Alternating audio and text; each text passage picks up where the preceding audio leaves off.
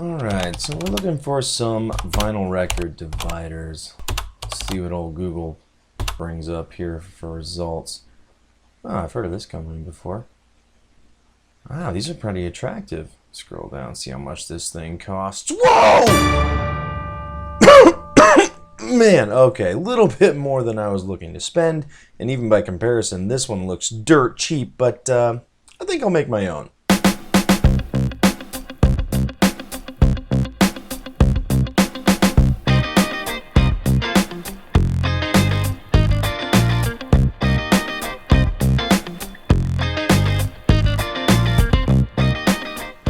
So naturally, if you keep scrolling through the interwebs, you will sooner or later find some much cheaper options than what you're seeing here.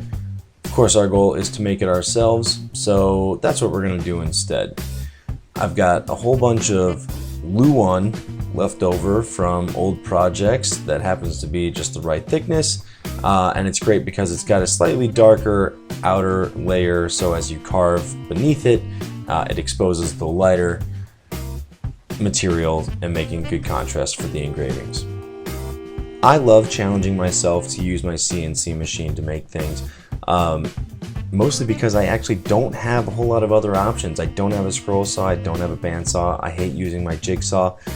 So I designed up a really easy way to carve these out on my CNC machine. Not to mention, I'm going to be making a whole lot of these, so it's pretty handy for repetition and accuracy. First, I had to cut down my strips of luan into the right widths and lengths.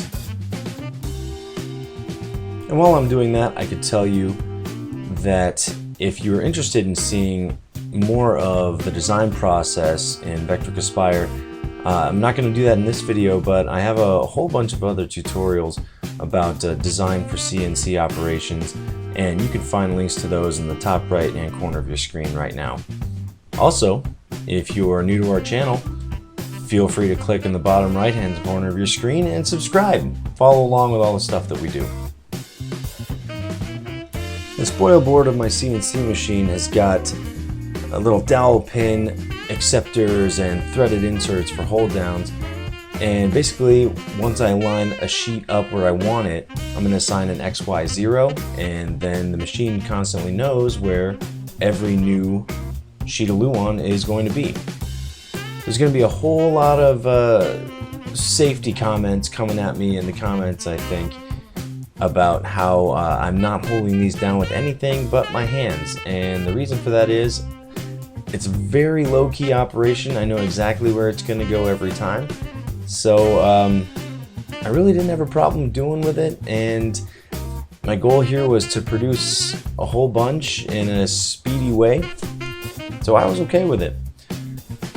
What you're seeing here is a V-carve operation, so it's the engraving of the letters, and so I do one side, I flip it, realign it, do the opposite side, and on the opposite side, the engraving does a quick little pass over where the notch is going to get cut out. And the reason I do that is that it's going to get cut out with an 1/8 inch upcut spiral end mill. And when you have an upcut bit, the spiral of the blade is pulling all the material upwards. And when you deal with things with plies, that top layer tends to want to get frayed pretty good. So if I clean it up first with my V-carve, and then, as you see me now changing the bit to the 1/8 inch end mill, that upcut won't have nearly as bad of a fraying effect if the material is already cut. So here I am realigning the first sheet that's going to get the notch cut out with the 1/8 inch end mill.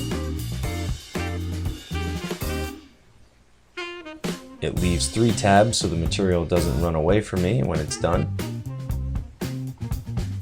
And there you go, the bottom side's clean from the up direction pulling it upwards against the rest of the material. And the top side is also clean because of the V-carve. Simple. So after the notches are cut out of all the rest of these, it'll be time to manually cut the notch piece away from the tabs by hand. sand off the evidence of the tabs, soften the edges a little bit, and they're good to go. And while I do some of that, I'm going to take a quick moment to recognize our Patreon supporters. Kim and Garrett make it. They've got an awesome YouTube channel of DIY content, lots of building, lots of crafts, lots of very attractive things to put around your house and make on a budget. Their link will be in the description.